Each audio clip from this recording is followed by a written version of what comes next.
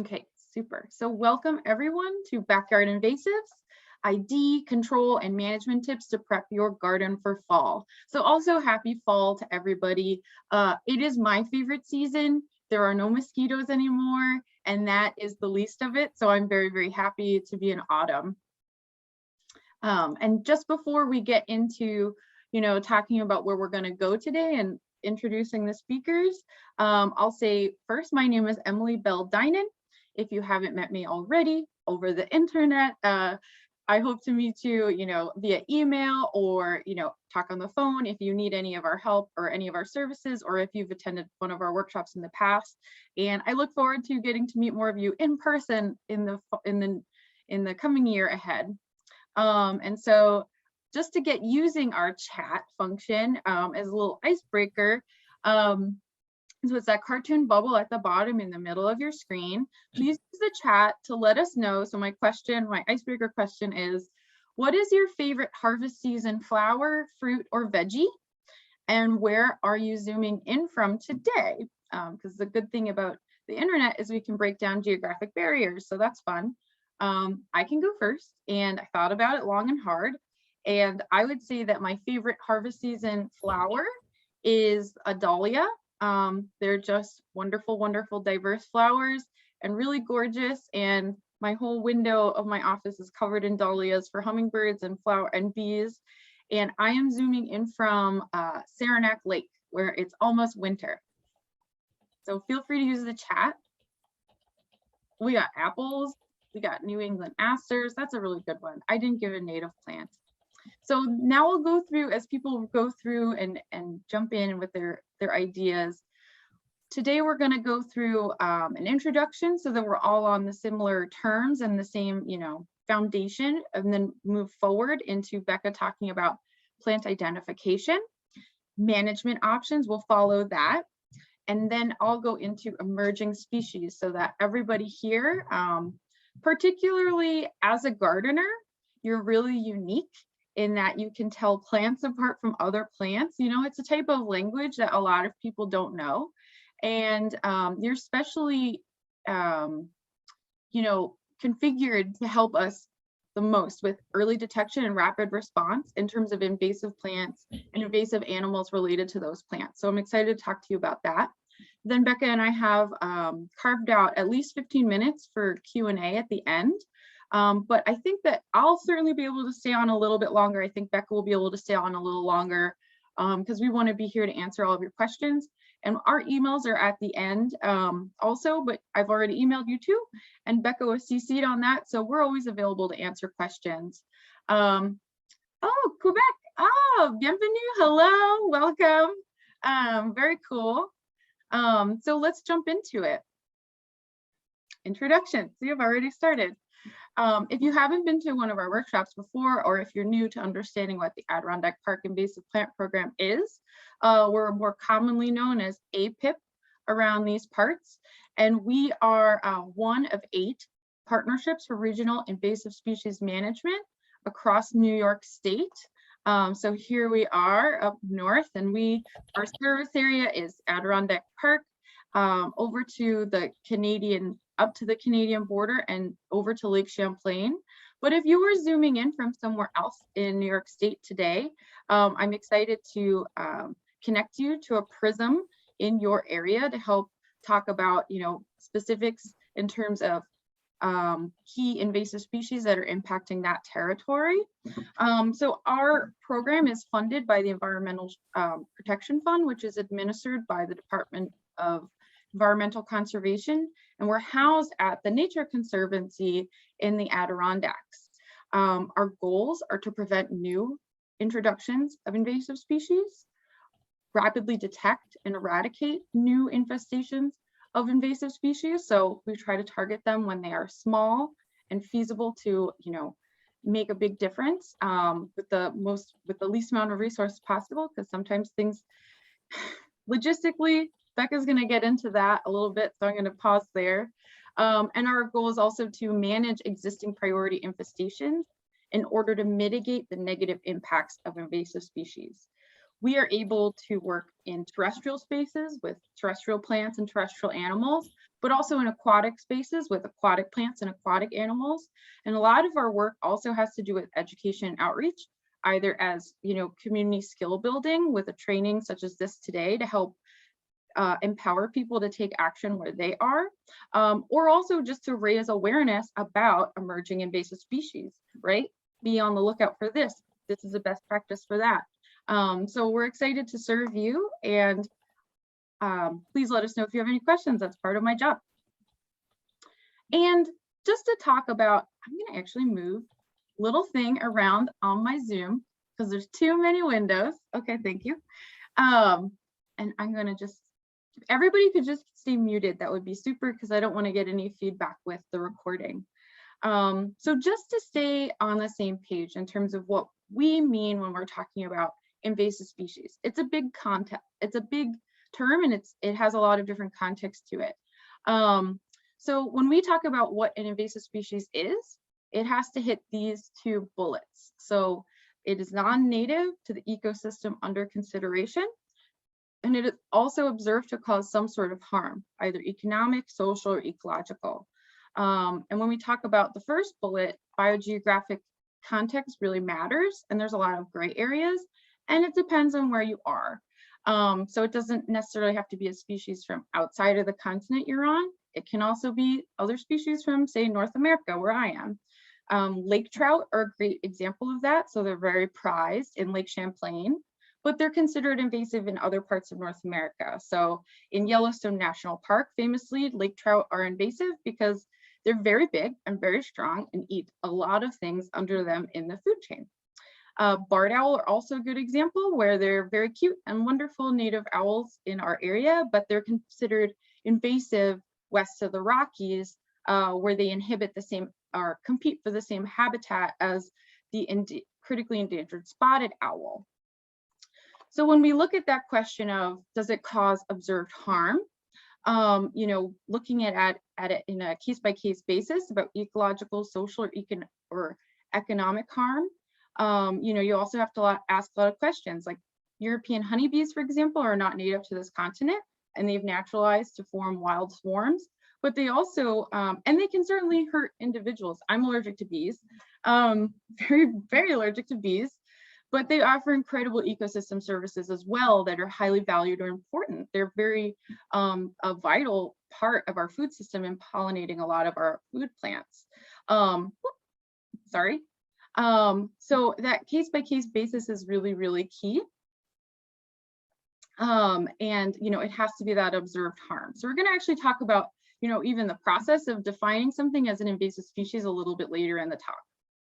So why are some species considered invasive when they get to their new habitat, right, that they haven't evolved in? They lack predators and parasites. So Japanese barberry is a good example here. It's poor forage for wildlife in our area, not to mention the thorns. So not a lot of animals are eating it to keep its population small. It might produce literally millions of seeds. So purple loosestrife is a good example of that, where one plant can produce millions of seeds. It might reproduce in multiple means. So yellow flag iris can reproduce by producing seeds or incredibly fast growing rhizomes. So these are actually, all these plants were introduced for horticultural and agricultural reasons. So talking to gardeners, it's important to talk about our role in introducing invasive species to new habitats for the art of gardening, or something as a generalist, so it can handle any type of light, any type of soil, any type of precipitation, any temperature. And we'll talk about some generalists as we go forward. And then monopolizing resources. So Scotch broom is a great example of monopolizing an entire landscape. I think this photo is actually from my town in Oregon that I used to live in. Scotch broom can explode their seed pods across a landscape. That's how they spread seeds. It literally explodes. It's pretty cool. And they can spread seeds far and wide, and they germinate very quickly and they grow very quickly. And then they're a nitrogen fixing plant, so they can also shift the soil system underneath them, which isn't adaptive for native plants that were in that area also. So just some examples, you know, you might have your native diverse ecosystem here in your northeastern forests, but prolific seed producers can create a monocrop on the understory, which outcompete diverse plants that are important for animals and pollinators. You can have fast growing vines. This is a plant we're going to talk about today, that can inhibit the growth and function of trees, shifting the structure of the habitat. You can have invasive insects, hurting trees from the inside out. This is emerald ash borer's impact on ash trees, and we're going to talk about EAB in a bit as an early detection need in our area. And culturally, ash trees are incredibly vital, are a really, really important part of traditional basket weaving practices of many different Native peoples in the Northeast. So we're talking about that social harm. Or, you know, a well-known generalist, the tree of heaven, which we don't have many of in the Adirondacks, we're going to talk about today. You know, it can have, it's the queen of the generalist, so it can handle any type of soil, any type of light. It grows in sidewalk cracks. I've seen it growing on not just one, but many rooftops. So it's a real generalist, but it can also be the host for a cascade of other invasive species. So it's the host plant for the spotted lanternfly, which we're going to talk about today. It's been in the news quite a bit. We want you to be on the lookout for it as an emerging species that will require rapid response if found. And the economic harm posed by this type of invasive species is monumental. So they can impact up to 70 different types of agricultural and horticultural and forest plants, so including maples and apples, which are very important to New York State and the Adirondacks. And so we're excited to bring you in on early detection rapid response efforts so that we don't have what's happening in Philadelphia or New York City right now. But the question is, how can APIP, where do we focus? How do we focus? There are so many species and so many big implications. And so I'm going to hand it off to Becca to talk about how we prioritize where we work and how we work. Just give me a second, folks. I'm going to request control from Emily here. So Emily did a great job of describing what invasive species are, and she really got at that fact that there are tons of invasive species out there. So we at APIP, we're a relatively small group, and we just, we don't have the resources to manage every invasive species out there. So how do we decide where to manage? Well, we use what's known as the unified theory of invasive species management. And it's kind of this Venn diagram with 4 circles, and we kind of look at those things, and if all the factors line up, it becomes a species that we would actively manage. That being said, for the species we don't actively manage, we provide a lot of education and outreach, like this event today. A lot of the species I'm going to talk about today, we don't actively manage at APIP, and we'll talk about why. If folks ever have any questions about managing those species on their own properties, we're always here to answer any questions you folks might have. So getting into this Venn diagram, the first thing we're going to look at is if there are resources available to treat an invasive species and if there's a high return on our investment. So this often isn't a problem for terrestrial species. There's usually a way to treat them, but in the aquatic realm, sometimes there's just not a resource available. There's not a treatment method available that's viable. A great example of something that wouldn't meet the would not be a good return on our investment is chemically treating every tree for emerald ash borer. We have thousands, if not millions, of ash trees across the state, and it costs hundreds of dollars to treat an ash tree to defend it against that pest. So that might make sense for a tree in your yard, a street tree, a prized street tree, but doesn't make sense on a forest scale. The next thing we're going to look at is what the asset affected is. So we look at both ecological and economical and societal impacts. Something that comes to mind here for me is a lot of our roadside invasives. So like chicory and swallowworts. They don't really tend to invade native systems. They really are only found on highly degraded systems like our roadsides. So it's not really a species we manage because it's not threatening anything ecological, economic, or societal. On the other side of that, we can think about something like knotweed. Knotweed can grow up tall and block signage, creating, economic problems for the highway departments that need to maintain those roads. And they can grow on riverbanks and lead to increased erosion. So that's a species we want to manage. The next thing we look at is the infestation spread or pathway, and if that's manageable. So all the species I'm going to talk about today are spread by bird dispersed berries, and they're already pretty widespread across our geography. So because we can't contain that spread vector, it's not a species we're going to try to manage. That being said, if a new species such as porcelain berry were to show up in our geography in a few locations or one location, even though that's still spread by bird dispersed berries, because it's not widespread, that's still something we'd want to try to manage. That's where our early detection and rapid response comes in. The last thing we're going to look at is a high threat species.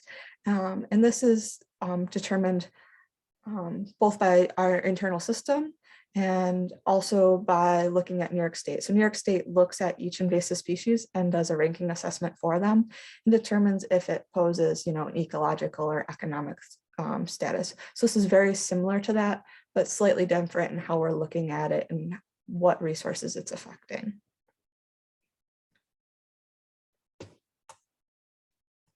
So without further ado, sorry folks, the slides jumped there. We are going to get into some species identification and the ecological effects of these species. So I'm going to talk through 4 species. And the species I'm going to talk through today are all shrub species. We really want to focus on species that we can manage at this time in the fall in the Adirondacks. A lot of the herbaceous species are past prime management time. They're in seed now. It's past the prime time to manage them. After I describe how to identify the species, I'll then talk about a few of the ecological impacts. So the first species we're going to talk about today,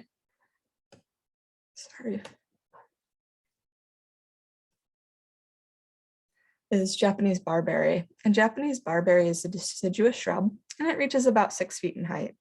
A lot of the species today, one of my colleagues likes to call McDonald's plants or CVS plants. Japanese barberry is definitely one of those. And what I mean by that is these guys are very, very commonly planted outside, McDonald's, CVS's, any types of those development. Landscapers really like them. And when they used to be available to be planted in those situations, a lot of these species aren't for sale anymore. They are very commonly planted. So how do we identify Japanese barberry? Sorry, folks, there seems to be a lag between when I click to advance the slides.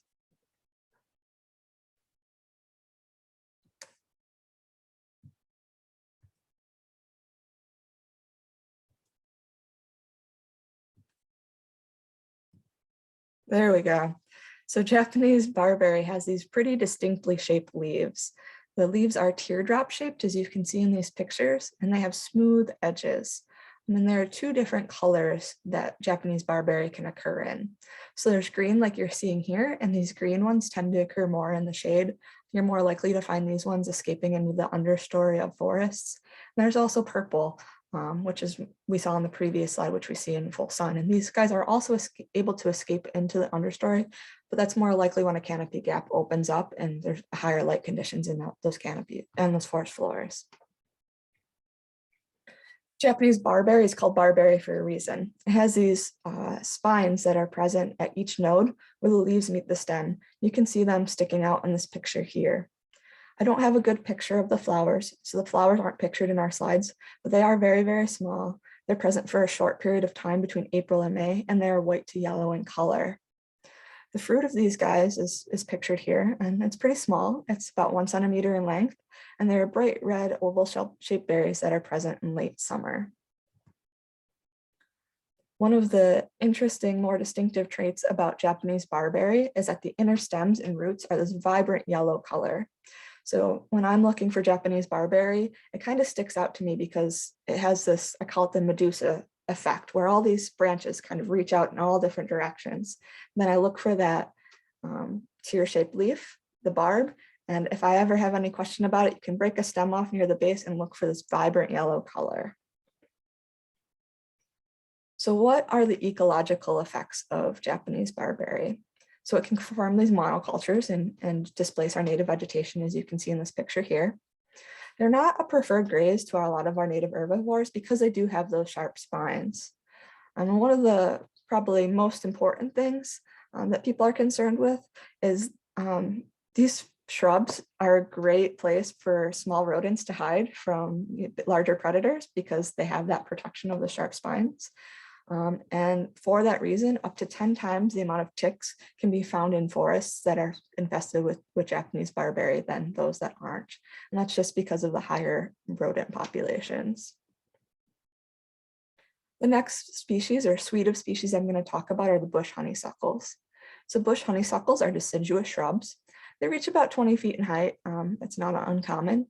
And there are 3 species that are common to our region. The 3 species are very, very similar. There are slight differences in leaf shape and flower colors, but we're going to talk about them as a suite today. So bush honeysuckle flowers are very, very fragrant. So these flowers are present from May to June. So often in that time of the year, you'll be walking through the woods and you'll be hit with the scent of honeysuckle before you even see these guys.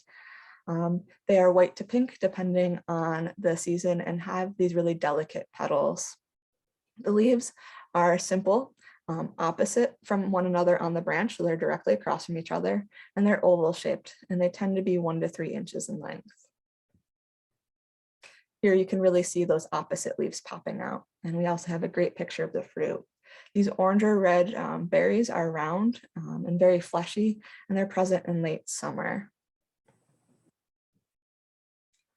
So we also do have native honeysuckles in our region, and they're very hard to tell apart just by looking at the leaves.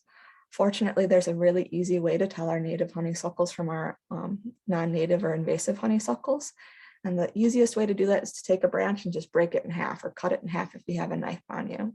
Invasive honeysuckles have a hollow stem, as you can see on that bottom picture, while the natives have a solid stem or a solid pith. The bark of honeysuckles is also fairly distinctive once you kind of learn to identify honeysuckle. It's one that's pretty easy to identify when it doesn't have leaves on it in the late fall and winter because of this bark. Bark is very shaggy looking, as you can see in this picture, and it's a gray tan in color.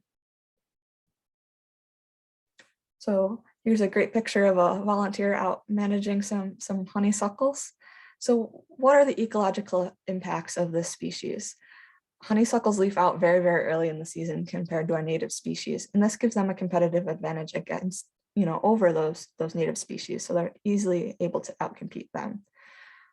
Those dense thickets therefore shade out our natives, and bush honeysuckles are also a favorable habitat for ticks. Probably not to the degree of Japanese barberry, but it's still a threat. The next 2 species that we're going to talk about here are glossy and common buckthorn.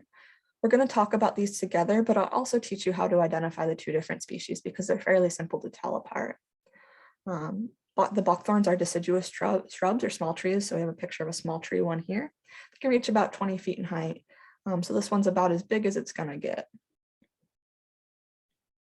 So when we're looking at glossy and common buckthorn and trying to tell the difference between the 2 species, the first thing I do is look at the leaves. Glossy buckthorn has dark green leaves. Common buckthorn does too. But if you look at the picture on the left, you can see that the edges of that leaf are very smooth, where the common buckthorn on the right has toothed or ridges on its edges. We can also look at the number of veins. So the glossy buckthorn has 8 to 9 pairs of up-curved veins, where the common buckthorn only has 3 to 5 pairs. So that picture provides a really good example of what both those leaves look like. The other thing we can look for, and these are sometimes actually a little hard to find on some individuals, is common buckthorn twigs are tipped with a sharp spine. So if you look right between those 2 terminal leaves there, you'll see a little spine coming out. And you'll sometimes find these along the branches, as that tree grows, those terminal spines are left behind. These spines are only present on common buckthorn and are not present on glossy buckthorn. The fruit of buckthorn are these small round black berries that ripen in the fall. This is actually a picture I took last week, so these berries are still present right now.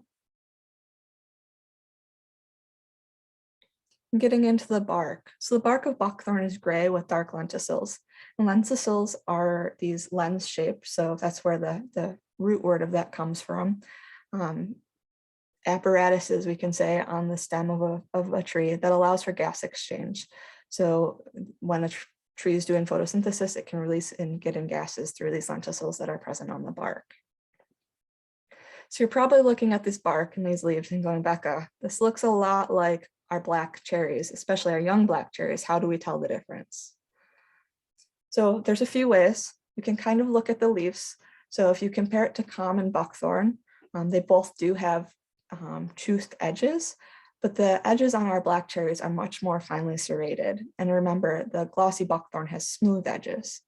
The veins are also different. So the veins on common buckthorn are more alternate from each other. And they're not really close to coming out at the same point on the central vein, where the black cherry veins are almost completely opposite, and there tend to be more veins present.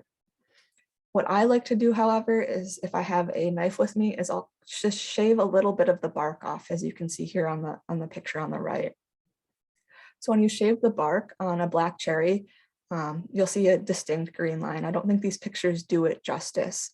So you can see a little bit of green there. But if you shave it on one of our buckthorns, you're going to see a lot more red under that bark. So you can really see that in the common buckthorn picture here. And I think it's undershown on the glossy buckthorn. When you do see it in the field, it is a lot more showy than this.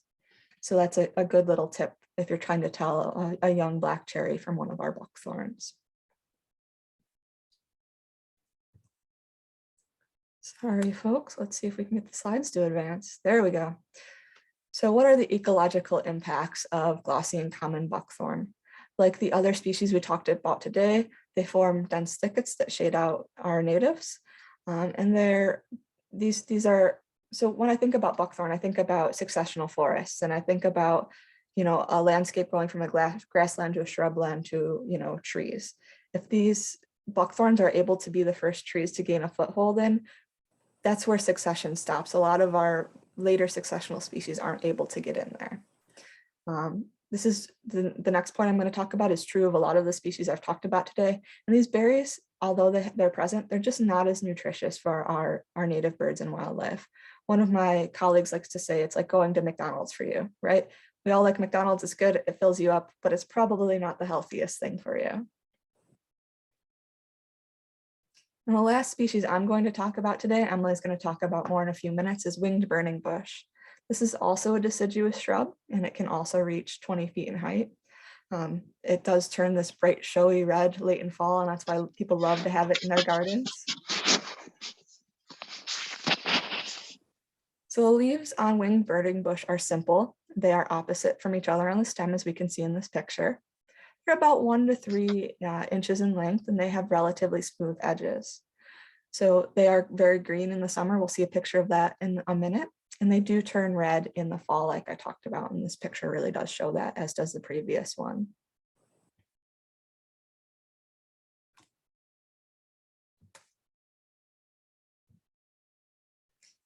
So winged burning bush is called winged burning bush for a reason. And it's because of these 4 corky wings that are found on the stem and branches of the plant. So there is a wingless sterile cultivar that you can still buy in nurseries in New York State. So sometimes when I'm out and about and I see one of these burning bushes along a parking lot or something, I often wander up to it and see if it has the wings present or not. And these wings are really corky, so when you feel them, they kind of mush in your fingers like a soft cork would. Winged burning bush also has small flowers that are present from May to early June, and there are very small flowers that are yellow-green in color.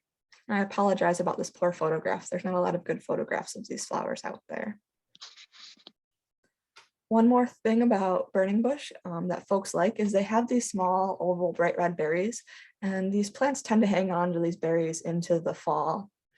So they do provide a lot of nice color in early winter. So what are the ecological impacts? Well, you can see in this picture, they form this dense monoculture in the understory. They're really shade tolerant, so they're able to invade understories pretty well. They outcompete and displace our native vegetations. So just some general notes. All 4 of the species I talked about today are spread by bird dispersed berries. So the birds do eat these berries, but they're generally less nutritious than the berries produced on our native species. A lot of these species are less palatable by deer. So when they do get into the understory of forests, deer aren't browsing on them to the degree that they're browsing on natives, and that helps them spread further. You know, the native gets eaten back and then opens up a gap for these species to spread farther. And it's also part of the reason these plants were so great as ornamentals once upon a time. You know, folks want to plant something in their yard that the deer aren't going to eat. So now that we've talked about, go ahead, sorry, Emily. Becca. One quick question in the chat, which I think would be great to address now, is if the non-wing sterile burning bush is truly sterile? I'm going to go with no. There's a lot of debate on that subject. If it was my house and my garden, it's not a species I would bring in and plant. Yeah, I would say that that's what I've heard from other horticulturalists I've worked with, is that it is not observed as being always sterile. So if it's not always, it's questionable. All so right, New York State says we can sell the sterile version in our nurseries, but that being said, if I saw one of those available for purchase at my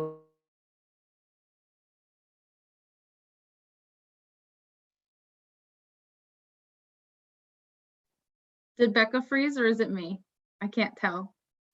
It's there. So now we've talked about 4 different species. For me there, but okay, you just froze for a second, Becca, but keep going. Am I back? In a way. Feel free to turn your video off, because that's all right. We can hear you, and that's what's important.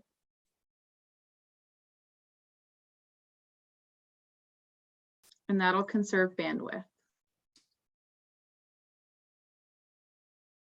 So I can even turn your video off for you, I think. No. Yeah. There we go. All right, go for it, Becca. Okay, so let me know if I freeze again, folks. I really apologize about that. So back to what I said, we've talked about 4 species that are kind of prime for management right now in fall. So what are our management options? So I feel like I'd be remiss if we talked about management without talking about integrated plant management, or IPM. And IPM is an effective and environmentally sensitive approach to pest management that relies on a combination of common sense practices. So the first step of IPM is scouting. So you're going to go out, look around, and see if you can detect the presence of an invasive species in your area of interest. For a lot of you folks, it's probably your backyard, your gardens, those sorts of things. The next thing we're going to do is identification. So you might think that's a honeysuckle. You really want to zero in on if that's a honeysuckle or not.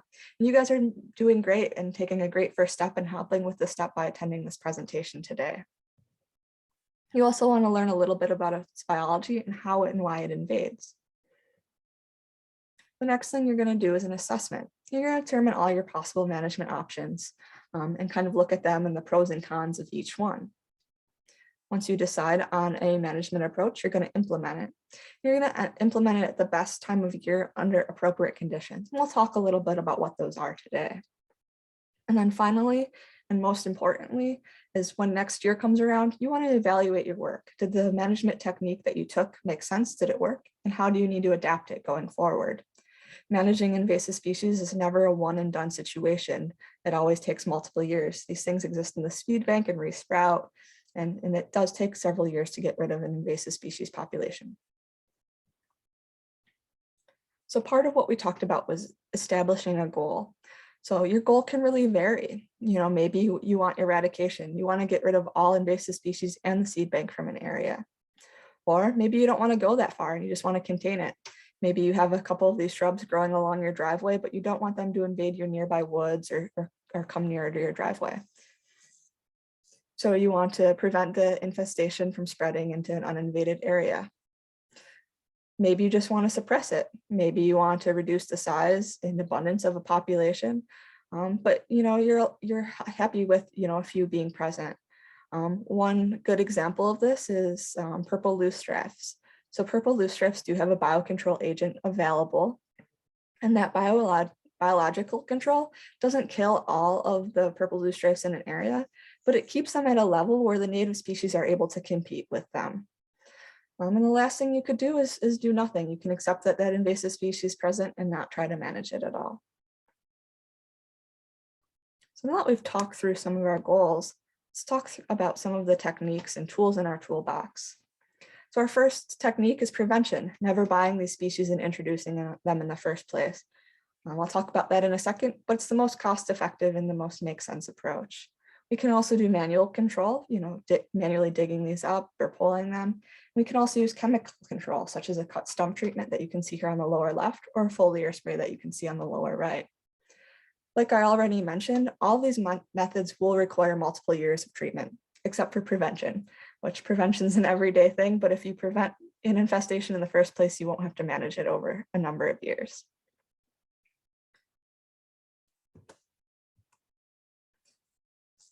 So like I mentioned, prevention is the most cost-effective management method. If you never get it there, you never have to spend money or time managing it.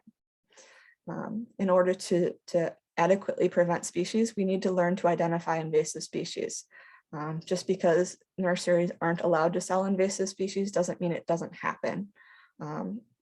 And interestingly, I had an individual reach out to me last year. She had purchased, what she thought was a native species, and the nursery had mistakenly put the invasive species in the picture that came with that plant. So we spent some time tracking that down and determining that it was a native. It was something that was allowed to be sold and planted in New York. But it was great that she had the foresight to look at that picture and go, oh no, maybe I did something wrong here, and what's my next step? So we don't want to purchase invasive plants. If we do have invasive plants present somewhere on our property, if we're working in that area, we want to clean our tools and equipment after working in that area, just so that we don't spread those seeds to uninvaded areas. If you're doing work on your property that involves moving in fill, we want to try to make sure that we're using uncontaminated fill that doesn't contain seeds of invasive species. And finally, the last thing is replacing invasive plants in your garden. So that might not seem like prevention, but it's prevention in a way because it prevents that species from spreading further. Once an invasive species is established, one of our options is manual control. And manual control can be done by digging or pulling. And digging or pulling involves removing the entire root system. We want to be sure to get as much of the root system out because a lot of times these plants can grow back from roots that are left in the soil. So you can use a digging tool like a shovel, as you can see on the right. There's also these great leverage tools like the uprooter or weed wrench. And there's a picture of Julie using one here in the middle. And these are just leverage tools that kind of ratchet onto the bottom of the plant. And then you can use your leverage to pull it back and it pulls out most of the roots. Whichever method you choose, you want to be sure to tamp down the soil when you're done. Loose soil is really great for seeds getting established in. So if we tamp that down, we can reduce that potential. If you are doing manual control, you want to do this during flowering, but before seed set. If you do these after seed set, you risk spreading those seeds. So we're past, the prime time to do manual control for a lot of these species. The debris can be chipped or mulched, or if it's allowed under your local ordinances, even burned. You can also leave it in brush piles, but if you do that, you want to be sure to leave the roots above the surface of the ground so they don't root themselves back in the ground and become reestablished.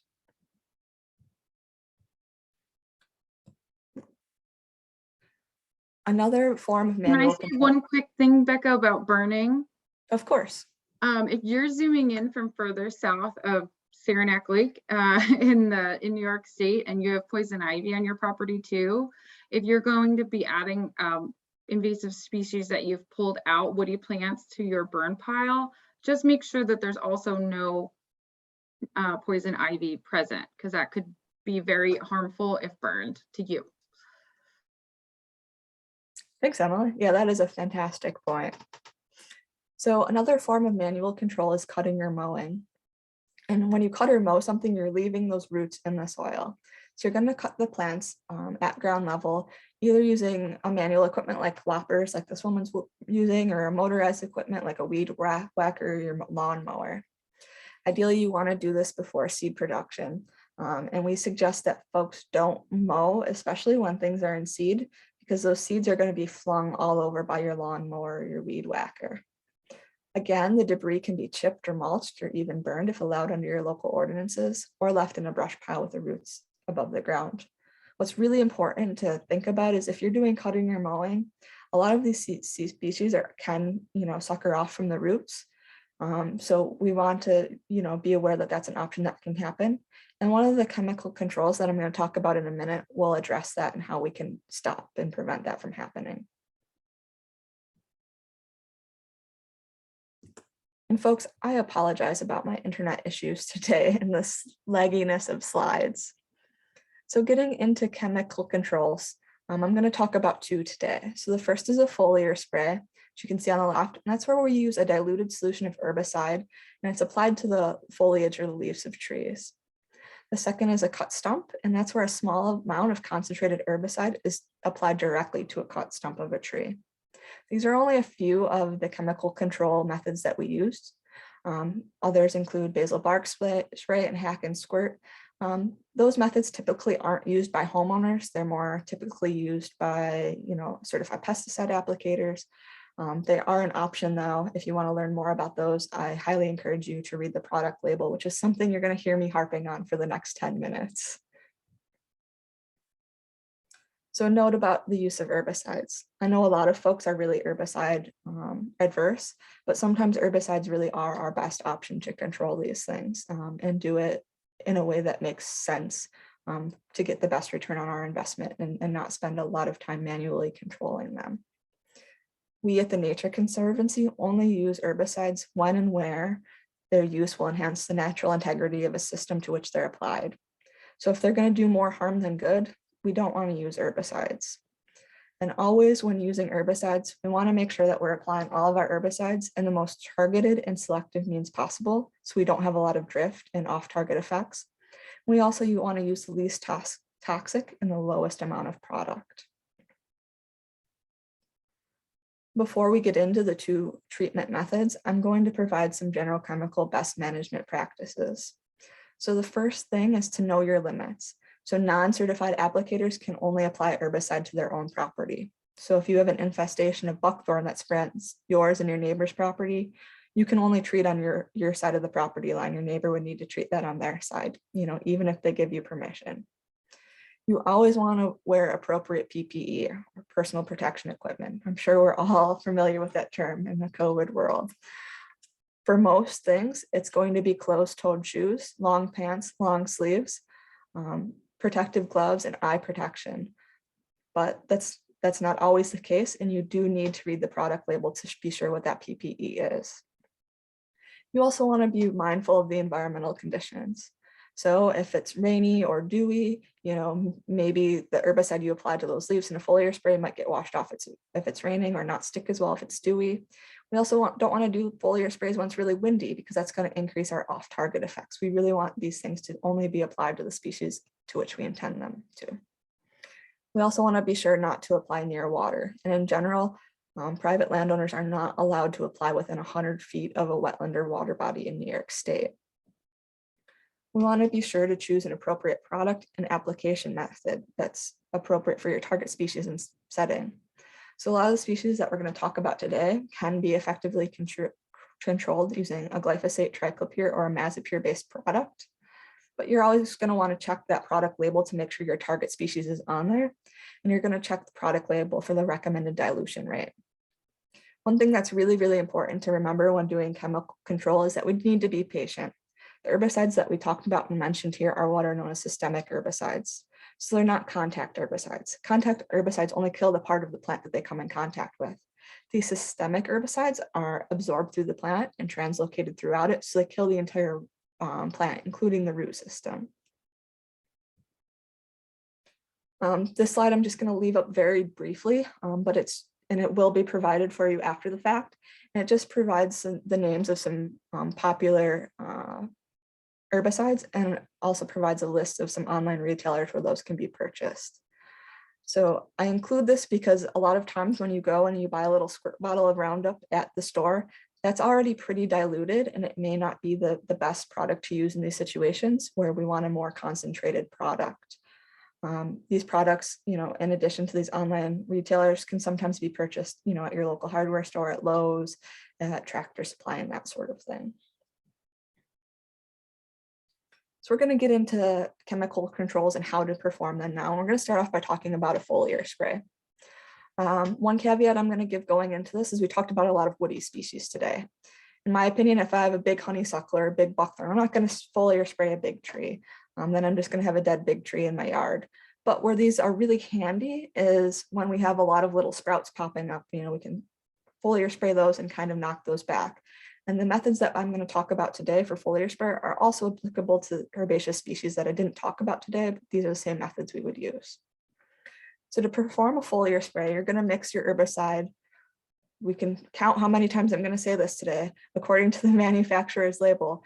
Every one of those products that I listed on the previous slide has a different concentration when you buy it. So you're going to have to dilute these things according to those manufacturer's labels.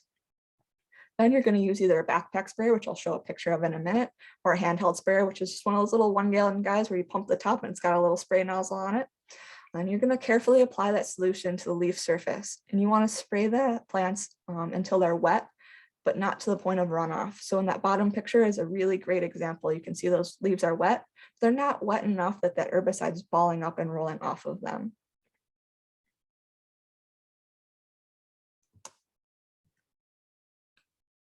So when we're doing chemical control, we've kind of talked a little bit about how to do that, but how do we mix our backpack sprayers? So we have a picture of a backpack sprayer here on the bottom left. Before you do any mixing, you want to read the product label. So dilution rates for foliar sprays generally vary between 1% of that concentrated product you're going to buy and about 10%. So there's a pretty big range there, and that's going to be dependent on not only the product you buy, but the species you use. And when you look at that product label, you can say, okay, I'm treating honeysuckle, you can find honeysuckle, and then look at the dilution rate. You always want to have a spill kit or some sort of absorbent available. Most accidental spills do occur during mixing. You want to make sure that even while you're mixing, you're wearing the recommended PPE. And in advance, you want to determine how much product you need. You don't want to mix a whole bunch of extra. While it's okay to store that jug of concentrate, it's a little bit worse off to store this, mixed solution in your backpack sprayer. These things do break down in UV radiation. So if you left it in the backpack sprayer thinking, oh, I'll use that next spring, it's just not going to be as concentrated anymore. And always when mixing, you want to distance yourself from any sensitive resources. You don't want to spill this, right near your flower garden and accidentally kill some of, your flowers. When I do mixing, I generally try to find, a gravelly area, a driveway or the roadside, when we're doing, my crews do a lot of work on the roadside. So we want to stay away from sensitive resources. So for mixing, what we want to do is we want to make a pesticide sandwich. So if we're mixing 1 gallon of solution, the first thing we want to do is add half a gallon of water. So we want to have some water present in that tank. The next thing we're going to do is add our herbicide or our surfactants or dyes. So our surfactants are products that you can buy to add to the herbicide that help it stick better to the leaves. Again, you want to read your product label because a lot of the herbicides that you buy already have a surfactant in them. And I mentioned dyes. We'll talk about that a bit more in a second, but sometimes you may want to mix a dye with your herbicide. These dyes are non-staining. They break down pretty quick in UV radiation, but they do stick on the leaves for long enough for you to tell where you've treated so that you don't double treat something or walk through an area you've treated. And then you just want to top it off with the rest of the water. So you want to fill it to that gallon mark at that point. So what are some handy tips for doing foliar spray? Like I've already mentioned, we want to make sure that we're avoiding creating surplus herbicide solution. So we want to mix only the amount of product that we want to use. A lot of these sprayers have adjustable nozzles, like you can see in this picture. So you turn it like an old style garden hose and you can have a really targeted spray or you can have a nice fine mist. When you're using a backpack sprayer or anything with a nozzle like this, we don't want that jet to be so strong that it's pushing the leaf back. We don't want it to be such a fine mist that the wind's taking it and carrying it away. We want it to be a nice fine droplet size, but a droplet size that's big enough where the wind's not carrying it away. You always want to work from the inside of an infestation out, and that's just so that you can avoid walking through the treated areas. Like I mentioned, there are some indicator dyes that we can buy, and we can add those to our backpack sprayer or our little 1 gallon sprayer, and we can use those to track our project progress and also to minimize our own exposure. For all foliar sprays, the optimum time for treatment is during peak flower and before it goes to seed. The next method we're going to talk about is a cut stump. And this is really, if I was controlling large shrubs on my property, this is the technique I would take. So we're going to cut the plant as close to as ground as possible. Then we're going to mix our herbicide following the manufacturer's label. And then you can either use a commercial grade spray bottle or a paintbrush to cover that stump with the herbicide. And that herbicide will then kill those roots off for us.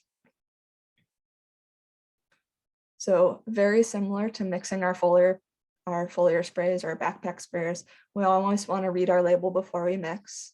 We want to have spill kit or absorbent available in case we do spill. We want to use a recommended PPE. So you can see the gentleman in this picture has eye protection and gloves on. He also has closed-toed boots, long pants, and long sleeves. Just like before, we want to determine how much pesticide solution we need, and we want to distance ourselves from sensitive resources. So you can see this gentleman's working in a little parking lot area, and he also has like a nice little concrete tub there. So if he does spill, it's right in there and it's easy cleanup and it's not spreading anywhere. So to mix a herbicide solution, we're going to once again make a pesticide sandwich. And a lot of times when we're mixing herbicides for a stump clump, we're just putting it in a small container that's easy to transport and stick a paintbrush in, or mixing it to pour into a small spray bottle. So what I like to recommend to people is a big old measuring cup or one of those quart, paint mix containers. So the first step, just like before, is we're going to add about half our amount of water. Then we're going to add our herbicide and any surfactants or dyes, and then the rest of our water. So very similar to what we did for the backpack sprayer. The only difference is the amount we're making and what we're making it in. So for foliar sprays, I mentioned that a lot of times the concentration that we're using is between 1 and 10%. For a cut stump treatment, we're going to use a more concentrated amount of herbicide. So generally it's between 50 and 100%. It can go as low as 20% active ingredient. That range is very big. So that's why we really need to read the labels and check the labels for what we're using. Some helpful tips. Once again, we want to avoid surplus herbicide solution. Mix only the amount of product you intend to. You can use an indicator dye once again to track your progress. Or what we sometimes do is, say you have a bunch of honeysuckle you want to trim, you can go cut it down and use those little pin flags like the utility companies use. Stick them right in the ground next to the stumps after you find them. And then when you go back to treat that and do your stump cut, you can pull out the flag after you paint or spray the herbicide onto each stump.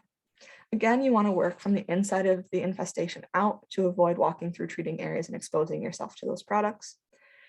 One important thing to remember here is you want to treat as soon as possible after cutting. So you don't really want those stumps to dry up. The sooner you get that herbicide, the better the job it'll do. So if you have a really, really large population, you may need to work in small pieces. And this treatment is most effective in spring and fall. So right now is a really good time to do this.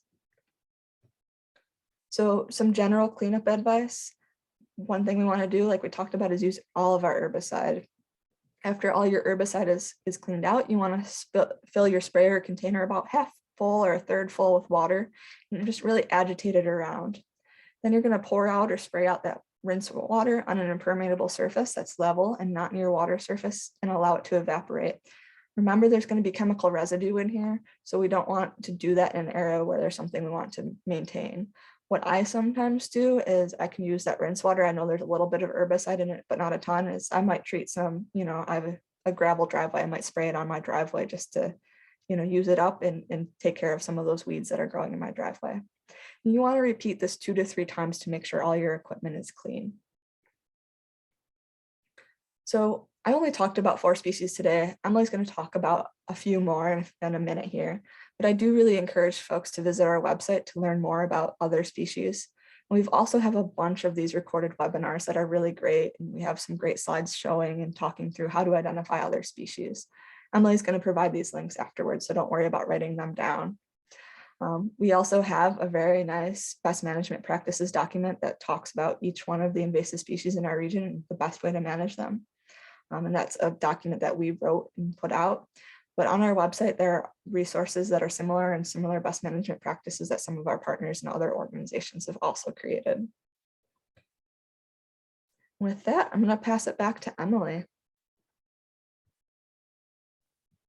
Great. I'm going to also organize all my Zoom windows, so give me a moment. And Becca, just as a note, I've been writing down, we haven't had too many questions, but I've written them down just with pen and paper because I couldn't access the Google Doc. So we'll keep moving along. Thank you, Becca. That was great. So I'm going to jump into emerging species to look out for. And I talked earlier about the importance of early detection, rapid response in our work. We can target, infestations when they're small. Not only will they cause the least amount of ecological, social, or economic harm because it's so small, but also fundamentally, how can we, the logistics and manpower and people power and herbicide use, we want to keep that minimal at all times. It's hard to cover 6 million acres of the Adirondack Park. And don't worry, we'll get to Japanese silkgrass at the end as one of the key questions. So don't worry about that. We'll talk about Japanese silkgrass. So I'm going to jump into these 5 species, which actually, I apologize, does not include Japanese silkgrass, but I have your question written down. And so I'm going to talk about Japanese tree lilac, emerald ash borer, tree of heaven, spotted lanternfly, and my least favorite and your least favorite are invasive jumping worms. So as gardeners, again, as I've mentioned, you're all primed to be, the eyes and ears of plants and animals working in the Adirondacks. You're gifted, and I need you to use your gift to go look at and find plants for me, please, and find plants for all of us so that we can, protect forests and habitat and people and communities and farms in the Adirondacks. So this first species, Becca mentioned, important prevention strategies earlier, which can also sometimes be called cultural controls outside of chemical or manual controls or cultural controls. And so one of those key strategies was to not plant invasive plants. And someone might say, oh, who would do that? Well, you never know. All of our invasive plants, for the most part, have been introduced by horticulturalists. So we'll see. And we'll talk about some of that history too. So this first plant, the Japanese tree lilac, it's a syringia, is technically not labeled as an invasive species in New York State. However, through continued observation and practitioners collecting data and observing Japanese tree lilac behaviors on the landscape, escaping, I don't like to anthropomorphize plants too much, but plants escaping cultivation is a phrase you've probably heard before. This small tree or multi-stemmed larger shrub has been observed naturalizing in riparian areas and shifting diverse native plant communities along rivers and streams, which are a big part of protecting water quality and aquatic habitat of rivers and streams. So it's not yet listed, but the observation is there of the ecological impact. And so we're kind of in the data collection phase at this point to say, hey, we believe that this species should be listed as an invasive and no longer sold in nurseries or commercially in this state. And a few other states are on the same page. Vermont and Massachusetts are I believe, in this similar stage as well. So, it's been popularized as a street tree starting in the early 2000s. It makes a great street tree. The things about it that make it a great street tree, it can tolerate drought, it grows quickly, it's a generalist and can handle a lot of different soils. It can handle a lot of salt, which is important in the Adirondacks or other places where it's snowy and salt is applied on roads. It's also very disease resistant. So all those things make it a great street tree. And in dense urban areas where street trees are surrounded by concrete and sort of living in that concrete jungle, it's a very valued tree. It's providing important ecosystem services. However, once planted in a suburban area, right? Like under some power lines and big grassy open area, or getting into rural gardens or rural villages as a tree. It has a lot of opportunity for those seeds to be dispersed by animals or by water. And so that's where we've seen it growing in a lot of different areas. So it's the suburban and rural spaces where it's starting to get out. It actually has a couple of identifying features, but personally, I find that the leaves look pretty similar to just about any other lilac you're going to find. And if you live in the Adirondacks, you're going to know that there's a lot of lilacs, and that's very, very pleasant when they're in bloom. I also think that the bark looks a lot like a cherry or an apple tree, and we also have a lot of those in the Adirondacks. And so what we push for people to be on the lookout for, so we can collect that data, so we can move this process along, or even when you're at the nursery and you'll see this being sold as maybe a tree or a shrub. I think more typically as a small tree are these large, loose panicles or clusters of creamy white flowers. So as a gardener, if you're familiar with lilacs, their flower clusters can be pretty large, but they're usually pretty dense. They're usually bright white or purples and pinks or magentas. So this is a much looser, more triangular shape of very, very relatively small flowers as compared to your regular lilac shrubs. They're going to be blooming in the Adirondacks and Vermont and Massachusetts, typically in June. And that, of course, shifts depending on temperature and weather.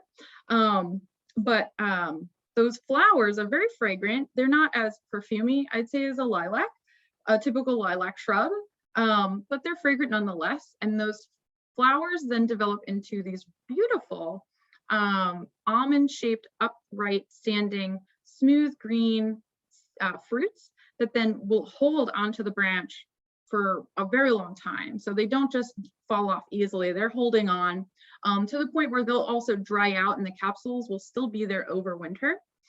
So it's those flowers in June and those seed capsules throughout the season where you're going to see the Japanese tree lilac as an identifiable tree. You might see it growing along water. You might see it in ditches. I see it a lot along train tracks, which we have many of in the North Country. And so, you know, those wet areas, those wetter areas, those domesticated areas, that's where you're going to see Japanese tree lilac. And yes, I can give you lots more information in our follow-up materials of how to get involved and start using a really simple free app that's easy to use and fun to use for reporting invasive species in New York State called IMAP Invasives. I get to use it all the time. I think it's pretty fun. It's like Pokemon Go, but with an actual solution at the end. So you're actually participating in citizen science. So the first species there is Japanese tree lilac. Then the second species I'd like you to be on the lookout for, or really, because they're hard to find, the insect to be on the lookout of the impacts of, is emerald ash borer. So emerald ash borer is a beautiful, objectively beautiful insect in terms of looks, and it's not new to the United States. It's likely introduced in the late 90s on packing material, wooden packing material like shipping crate or a pallet, to the Midwest in the late 90s. And it's been in New York for a while, but it's relatively new to the Adirondacks. They have killed millions of ash trees across the United States since the late 90s, and it impacts all species in the ash family. The Fraxinus genus, it impacts every single one. There's not one type of ash, as far as I know. Becca is an expert on emerald ash borer, so she might correct me, but it's non-discriminatory to the ash genus. It can kill a tree within 1 to 5 years, and there's a lot of local environmental factors related to that. And they're about a half inch long, and they can only fly. What's very important is their long distance transport. It's very much related to human activity. So I'm going to get into that in a minute. But you're not likely to find the insect in my reading, but you are likely to find the impacts on your local ash trees of its reproductive cycle. So that's what I'm going to jump into a little bit now.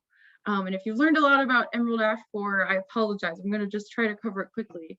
So how does emerald ash borer impact trees? In a nutshell, the adults lay their eggs on the bark of an ash tree here.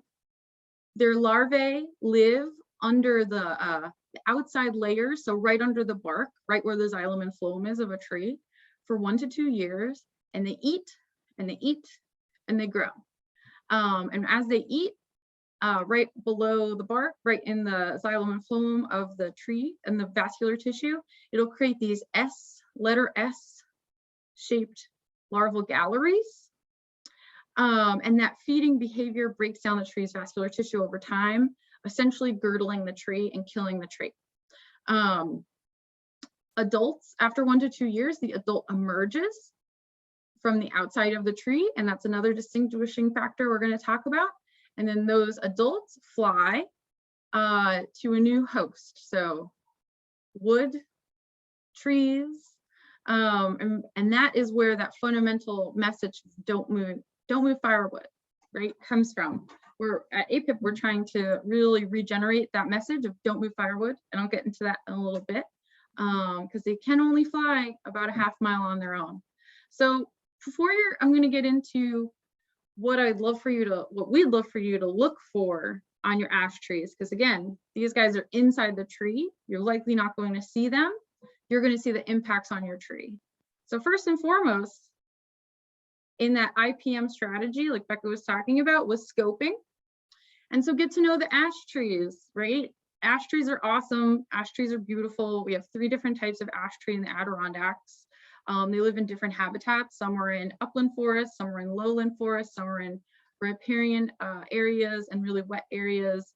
We have green ash in the Adirondacks, black ash in the Adirondacks, and white ash in the Adirondacks. And some of these trees can also hybridize with each other, so they won't always look exactly like this, but some things are true for all of them. They have compound leaves, so this whole frond is one leaf. And the leaves are, almond-like and opposite with one terminal leaf at the end. So it's usually going to be an odd number of leaves. They're pointed at the tip. So this case pointed at the tip on the green ash, but it's also, even though it's a little more fine, it's also pointed at the tip on the white ash, and the same for the black ash in the middle. Some ash are going to have serrated edges that are more distinct than others, and some are even smooth. And very, very important, that's different from another plant I'm going to keep talking about, which is the tree of heaven, is that they don't have this notched nodular base at the end of their leaf. It's pretty much whole and simple across each leaflet. So this whole frond is the leaf, and each little guy in here is called a leaflet. So get to know your ash. I have a few at my house. I love them very much. I try to take care of them as best as I can. But know where they are and know how they're doing, because if something's changing about them, you're not going to know if you don't know where they are, right? So as I mentioned, they'll bore out of the tree, the adults, after that 1 to 2 year period. And there's a lot of boring insects. They're not that boring. They're pretty exciting. But I'll be here all night. But in the bark shape that you're going to see that comes out is the letter D. D is in dog. So it'll have this flat edge. There's a lot of, that's a great question, Audrey. We'll try to answer that later. It's not a full circle. It has that flat edge. So this is indicative of EAB being present.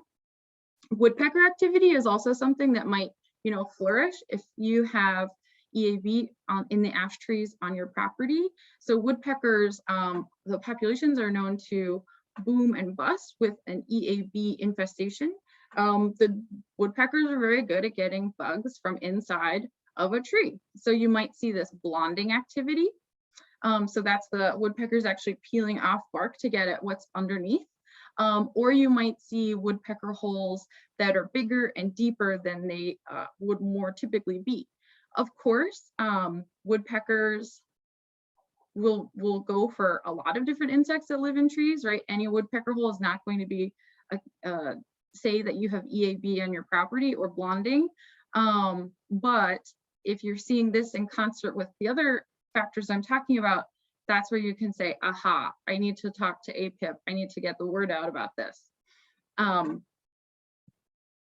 And so this is a picture of the blonding coming up an entire tree. So this has been happening for a while.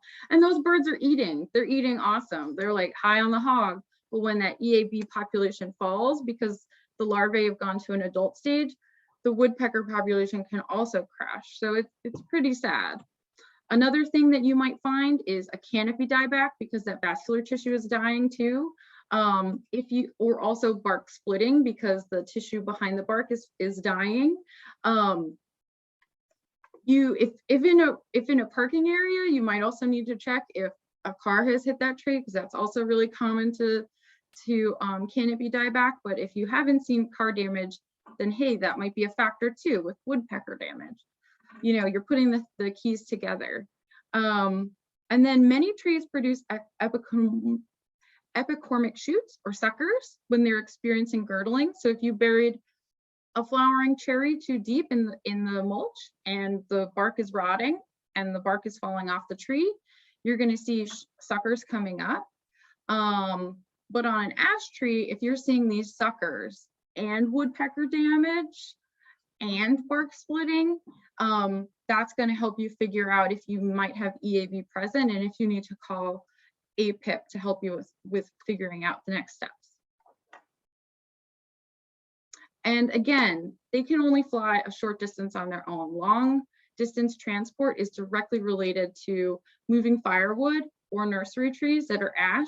It's very hard to figure out once firewood is bucked up, if it's an ash tree, if it's an oak tree, if it's a maple tree. So it's safe to say that if it is untreated firewood, you cannot move it. New York State regulations indicate that you cannot move firewood in or out of New York State or more than a 50-mile radius. However, in the Adirondacks or coming from other places, we are outside of the Adirondacks in New York State, we are asking for people to move to less is more. So buy firewood as local to your campsite as you can. We don't have that many street trees or nursery trees being sold in the Adirondacks. We have a heck of a lot of campers that love their firewood. That's why we love camping, right? So please, please, please get the word out to buy firewood locally. If you are buying firewood to heat your home, try to buy kiln dried firewood and try to buy it as local as you're able to. And now back to Tree of Heaven. So Tree of Heaven is an incredible generalist. It grows out of sidewalk cracks. It grows in any type of soil, on roofs, what have you. It's so resilient that it's the central, storyline of, a tree grows in Brooklyn, right? Of this tough family, they're getting through it. It's just like an ailanthus or a Tree of Heaven tree. They've been in North America for quite a long time. They were introduced by quite a fancy horticulturist from England to his Philadelphia estate in the 1700s, and now they're in over 40 states. They're incredibly fast growing, and they can reproduce by multiple means, as I mentioned, through their roots and putting up suckers, which actually makes it hard to manage. We'll get to that in a minute. And their seeds are incredibly powerful. A fecund female can produce over 52 million offspring in its lifetime. So the seeds readily germinate, and I'll have some photos of seeds in just a bit. They're allelopathic, and so their roots and their leaves, when they fall to the ground, can actually they release chemicals that inhibit the growth of other plants. So when I worked in Brooklyn, we said, do not put these leaves in your compost, because then your compost will also become allelopathic. They're that host plant of the spotted lanternfly, which we're going to talk about in a bit. And they're so prevalent in other parts of the state, but very much not so in the Adirondacks. They're very rare in the Adirondacks. And APIP has the ability for that early detection rapid response. And because they are difficult to manage, because they put up suckers, if you try to cut them down, they're tough. APIP can help treat this invasive tree on your property with no cost to you. So that is something we are trying to let people know about. We're happy to answer questions about it. And especially next year, we're going to be getting the word out even more, because we don't want to harbor spotted lanternfly either. The bark can be super, super green and fleshy and soft and not bark-like at all when it's young. But then it will turn a little gray or brownish, mostly gray and smooth to cantaloupe-like as it ages. That smooth bark also makes a great, that's part of why the spotted lanternfly can lay eggs on it. It's just the right shape that they've evolved together over the eons. So leaves are also compound leaves, just like your ash trees or even a black walnut. But the size of these leaves is incredible. I have absolutely many, many times, probably my entire life, I'm from New York City, so I have seen 4-foot long leaf fronds without question. It's incredibly common when they're growing. They are so big that they can have up to 40 leaflets, which is really interesting. They're very, very smooth, especially compared to ash trees that might be serrated on the edge, but also the surface is very smooth. They're almost a little rubbery. They're very rancid and bad smelling when you crush them. I don't know what they might smell like to you. Some people say rubber, some people say like burnt peanut butter, which is a funny thing to reference, but it smells bad. So the fundamental not good smelling is pretty universal. And as compared to sumacs, which are incredibly common in the Adirondacks, and people are very, very confused between what's a tree of heaven and a sumac. It's happened to me. Sumacs often will turn a bright, gorgeous red in the fall, whereas at this time of year, an ailanthus tree is going to turn a yellow, kind of a sickly greenish yellow, whereas an ash tree or a black walnut tree is going to turn a bright, true, not green. Well, I take that back for ash trees. That can be kind of greenish too, but a black walnut tree that these also kind of look similar to, but they're not 4-foot long fronds, or it's going to be a really bright, bold yellow. And if you're confused, look at the stem left behind where the leaf has fallen from, because you're going to see this like horse hoof shaped leaf bud scar on the stem. So that can help you tell it apart from a black walnut. And going again and talking about those nodes. So this time of year, these might be green even right now. These nodes will be present even if the leaves are yellow. And the rest of the year, when they're growing in the growing season, you're going to see these nodes as compared to your walnuts or your ash trees or your sumac trees. And then they stink, they smell bad. So native lookalike, it's that sumac tree, that gorgeous, small growing sumac tree. They can be multi-stemmed at times. They also grow in groves like ailanthus or tree of heaven, but they're never going to get maybe taller than 20 feet. They like to grow in those sunny roadside areas, edges of meadows, edges of farm fields. Sumacs are just awesome, wonderful trees. They typically in our area will have serrated leaf edges, and then they have that telltale upright, kind of like pyramid shaped seed cluster in the middle of the plant at the top. Ailanthus or a tree of heaven have dry samara seeds, which are maybe more similar to like a maple, like those little whirligigs. And so if you see these seed pods, it's a sumac, so don't worry. But you can still call us and give us a picture and we'll see and we'll help you. So the spotted lanternfly, this is like front page of the New York Times literally at this time, because it is so dangerous to agricultural plants. The first one in New York State was found in Staten Island last summer, and now a lot of the city and parts of Long Island and the lower Hudson are just, they're everywhere. People are stepping on them. They're on people on the train. So they're called hitchhikers. They'll carry, like an adult will kind of hang on to you. And I'll get to how they travel in a minute. And they can fly, but they can't fly as far as you'd imagine. So they're going to be traveling on, cars, on people, on firewood. So it's something we really, really need to pay attention to, because unlike emerald ash borer, they're holding on to a lot more than just plants. They're traveling on a lot of different things. They're sapsucker, and they can impact, as I said, 70 types of fruit trees and vines, hops, grapevines, apples, grapes, all kinds of stuff. And those forest trees, including some types of maples. And I'm going to give you the information to report if you see spotted lanternfly. They're really gorgeous and hard to miss. With their wings closed, they're a little less vibrant red. They're a little more pink. We've got some pictures of the adults with the wings open. They won't be in the late or early nymph stage at this time of year, but earlier in the summer or in the spring, they will be, and you might not see them as easily. But something you might see will be what's called this honeydew. So when they are sucking into woody plants, they're releasing a type of ooze that's very sticky, and you might see that. So actually I saw something like that in another part of the state this summer, and I thought, this is weird. I've never seen this sticky residue before. What could this possibly be? Then I started learning more about spotted lanternfly, this new insect. And this is the real tricky part. So egg masses are getting laid on the surface of trees, or even like a motorcycle wheel well, or a car, or a boat trailer. So we really have to be looking out for these egg masses. They've been described as like a chewing gum, like an old chewing gum put under a desk.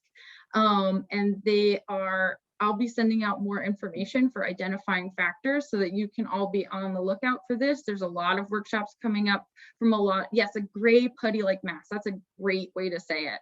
And there's a lot of effort across the state from many different agencies to be on the lookout for spotted lanternfly. If you see it, kill it. I know that's hard to hear, but just kill it, step on it, kill it. And take a picture of that insect or the egg mass or that sign of infestation, and please email it to, and this will send out to spotted lanternfly at agriculture.newyork.gov. Try to put a scale in, like a pen or a penny or something like that, and note the location, the address, intersecting roads, GPS on your phone, and we'd love for you to get the word out about this. And I'm going to keep going now on jumping worms, which are a big issue, and they're truly erupting in population across the state at this time. We're going to stay a little late, if you don't mind, for Q&A. And so to jump into jumping worms, they have a lot of different names. So you might have heard crazy worms, snake worms, Alabama jumpers. It's actually 3 different species of the same, of a genus of worm. And they sort of travel and congregate together, and they, for the most part, look somewhat similar to each other. They've been introduced to North America at the turn of the last century, and have been anything from promoted as a bait worm to promoted by the USDA to break up agricultural soils in the 40s, to then sold by mail order as a composting worm throughout the 80s. And for the most part, they have stayed in the Southeast, which is where they were first introduced. And they have not until this time started moving up north. So states like New York, Vermont, Michigan, Minnesota, and Wisconsin are starting to see the impacts of these worms. And they have a lot of really difficult ecological impacts related to soil and related to the leaf layers in soil and decomposition processes in soil systems. So a lot of people don't think about soil or what's under their feet, but it really is the basis of life on Earth, is soils and healthy soils. And depending on native plants, there can be a lot of really delicate demands on what soil works for germination or root growth. Jumping worms are epigeic in that they live in the leaf layers. They live in the top section of your soil in a cross section.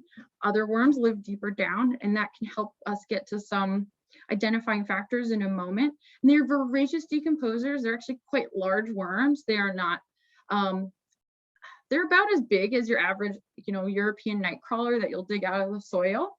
And their voracious decomposition process can erase leaf litter from a forest floor It can eat mulch away from your garden beds pretty quickly. And that digestion process, as they eat organic matter and then move on to the soil, when they, for lack of a better word, when they poop out what they've been eating, they're also leaving a lot of nitrogen in the soil. They're also changing a lot of the structure of the soil. So you're losing a lot of, you're not just shifting the chemistry of soil with adding a lot of nitrogen to it, you're also losing a lot of negative space that's there for oxygen in the soil, or for water holding capacity in the soil, or for room for other microbes or fungi in the soil. So you can really break down the soil ecosystem by having these worms be really, really active. So a telltale sign of a huge amount of these worms in an infestation existing is that crumbly, typical, you know, you've seen it before. It's aggregates created by some sort of nightcrawler or soil-eating worm. But instead of it just being one little spot where one worm went underground, it's the entire thing. It's like your entire garden bed. It becomes this homogeneous, crumbly, soft, like ground beef-like texture. So if you're starting to see that all of your soil looks like this, and a lot of your leaf litter is missing, or a lot of your grasses are really patchy, start digging down to see if you might have these worms. So in terms of jumping worm identification, they move incredibly fast. So the first time I saw one, I thought, that's weird. That worm is moving really, really fast. And everyone I've talked to has this sort of same reaction. Something kind of goes off in your reptilian brain that says, worms aren't supposed to move that fast. They really book it. They also are named after their like fast thrashing body movements side to side. They're incredibly smooth and glossy. If some of them that I've seen, they talk about in writings like that they have a metallic sheen. With some of them, I have seen that, like a real, like almost like oil slick on them. That's not common to other earthworms that I've ever seen. I've been in the worm game a long time. It's kind of my foundations are encompassing in soil and worms. So they're very, very different from any other worms you've ever seen. And we're all used to seeing worms. So when we first see them, we don't have that light bulb go off, and then something happens and we say, uh-oh, I think that's happening at my house. They're fairly large, as I mentioned, and a really distinguishing factor about them is what's called their clitellum. So every worm has a clitellum. You might not be able to see it on some types of earthworms, but it's there. And this is where all the reproductive parts of a worm are housed and where they are producing their cocoons. And on invasive jumping worm, they're incredibly smooth and flush to the rest of the body of the worm, and they're very, very contrasting in color. It also goes all the way around the body of, it circumvents the body of the worm. If you actually flip over a night crawler, they're very slow moving, so they'll behave. It's actually kind of a flat pancake on the bottom of a night crawler, and the clitellum doesn't go all the way around of its body. But these guys, it's a contrast in color, it's flush to the rest of the body, it's closer to the head than a lot of other earthworms. A lot of guys, their clitellum would be like back here. And so that is a really indicating factor. It's soil texture and that clitellum, and then also that fast movement. And what's really important, and I don't want to take up too much of your time, I know we're close to the end. They are fast growing, they can self-fertilize, they lay cocoons twice a growing season. They start to become visible in the Adirondacks around July through September before the first frost. And so they're transported in soil. They're transported in soil because they're laying their cocoons in soil. Their cocoons can overwinter in the Adirondacks. Their cocoons can overwinter in Minnesota. Their cocoons are very, very good at living in very cold environments and are nearly impossible to destroy. And so that's how they're transported in soil. The adults will die back when it's very, very cold or very, very hot, though I doubt it'll ever be hot enough. It would have to be like 110 degrees, and the soil will likely never be that hot to kill the adults, but they will die back in the winter. They're transported in soil. So the most important thing you can do, because it is nearly impossible to get rid of or eradicate jumping worms once an infestation has started. The only thing you can do is long-term management. So for example, I found that I have jumping worms at my house. Picking out the adults is something you can do to limit their population numbers over time. So my next photo is here. Maybe it was this first one is, oh no, I don't have it, is bagging up the adults and putting them in the trash. You don't want to just transport the problem elsewhere. You want to make sure they're bagged up and closed bagged and in the trash. And so over time, you can lessen the amount of adults laying cocoons in your soil. But also a lot of people are resulting to digging out soil, especially if it's in a raised bed, also bagging that up and throwing it out. If you have a compost system where you have found jumping worms, the best practice you can do, it's unfortunate, but it's necessary if you don't want them present, is to bag up everything in your compost and throw it away. For me, we also dug out underneath the compost system and bagged it up and threw it away. And it's an unfortunate, laborious thing I am asking folks to do.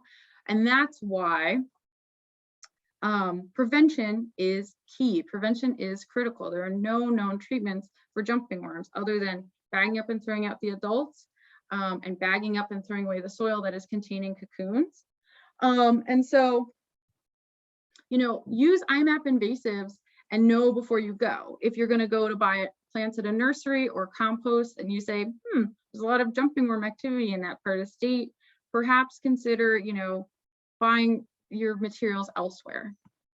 They are still accidentally sold as bait even today. So know your identifying factors. And when you're fishing, never throw unused bait out on the ground. It's unfortunate, but you were probably going to kill those worms anyway to use as bait. So also in a closed container, throw that bait away.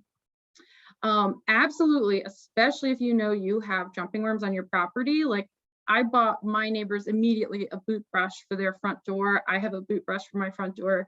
Make sure that your shoes and gear and tools are clean before you leave your property, because you don't want to inadvertently take those worms from the garden where we can at least deal with it to bring out into a forest ecosystem. Trust your source. As I said, these adults are only present in July through the summer. So in April, May, June, when you're getting ready to garden and you're buying your compost and you're buying your soil, you might not be able to see these worms, right? So you might be invisibly bringing something to your house. Ask your nursery, ask your compost seller, investigate. If they don't know what jumping worms are, that might be a good factor to think about if you might need to find another nursery, another seller, another compost producer. Also straw and hay bales, they can travel in that as well, especially if they've been sitting on the ground where jumping worms are present. If those folks don't know, then you should go. That's my new rhyme. Never buy jumping worms used in a compost system, an indoor compost system, and let people know who are really, you know, compost fanatics in your life about these worms, because I'm sure a lot of you have that person in your life. That's who I am to many people. As I mentioned, inquire with nursery staff. And if you are participating in plant shares or trading plants with people, make sure that they know about jumping worms as well. It's actually through a plant share on my block that I found out that we had jumping worms at all. Bare root, you know, washing off soil from plants is something you can do. If you have jumping worms on your property, you might want to just do a cutting and not bring any soil or any risk out elsewhere, and then consider a seed exchange as well instead. And keep those tools clean, clean, clean, clean, clean, clean. This is my last slide and we'll get to questions.